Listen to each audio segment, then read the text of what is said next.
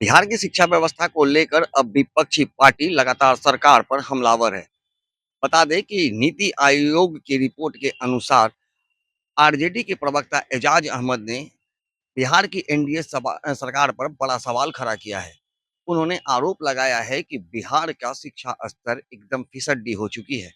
इन तमाम मुद्दों को लेकर क्या कुछ कहते नजर आ रहे हैं आरजेडी के प्रवक्ता एजाज अहमद, पहले वो सुनिए। इस वर्षों में शिक्षा का स्तर कितना गिर गया है और शिक्षा व्यवस्था कितना कमजोर हुआ है, ये नीति आयोग की रिपोर्ट से ही स्पष्ट होता है। नीति आयोग ने स्पष्ट रूप से कहा है कि बिहार में शिक्षा व्यवस्था पूरी तरह से फिसड्डी है।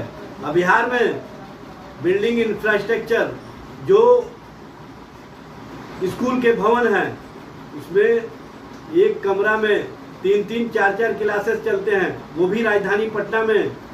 आपने आमूलचूल परिवर्तन शिक्षा के क्षेत्र में कुछ नहीं किया है, सिर्फ और सिर्फ बड़ी बड़ी घोषणाएं कर रहे हैं। सम्राट जी, बिहार में गुणवत्तापूर्ण शिक्षा और गुणवत्तापूर्ण शिक्षकों की भारी कमी है।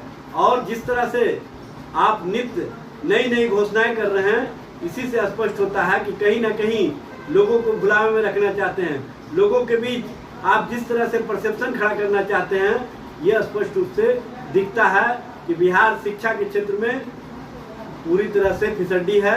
ये नीति आयोग की रिपोर्ट से भी स्पष्ट हो गया है।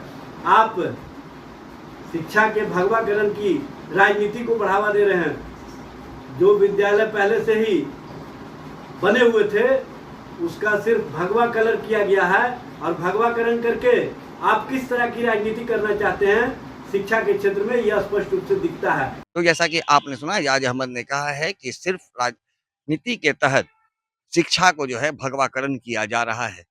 गुणवत्तापूर्ण शिक्षा और गुणवत्तापूर्ण शिक्षकों की भारी कमी बिहार में है। लेकिन सम्राट चौधरी और शिक्षा मंत्री लगातार एक के बाद एक भाषण में ये कहते आ रहे हैं कि बिहार में शिक्षा का स्तर काफी ऊंचा हो रहा है, शिक्षा में सुधार की जा रही है। लेकिन हकीकत क्या है, वो नीति आयोग की रिपोर्ट से साफ हो चुका है।